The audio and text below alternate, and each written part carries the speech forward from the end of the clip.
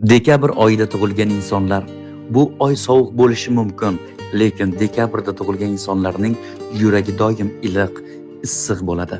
Ular shunday odamlarki, birgina so'zi bilan tinchlantiradi, birgina qarashi bilan hammasi yaxshi bo'ladi degan ishonchni beradi. Dekabrda tug'ilganlar boshqacha. Ularda sabr bor, mehr bor, orzu bor va ular orzusiga kech bo'lsa ham baribir erishadilar.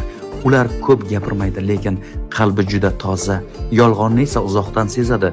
Agar hayotingizda dekabrda tug'ilgan inson bo'lsa, biling, u sizga omad olib kiradi, atrofga yorug'lik taratadigan noyob insonlardir. Va eng muhimi, ular qanchalik qattiq yiqilmasin, har safar yana kuchli turib ketadilar.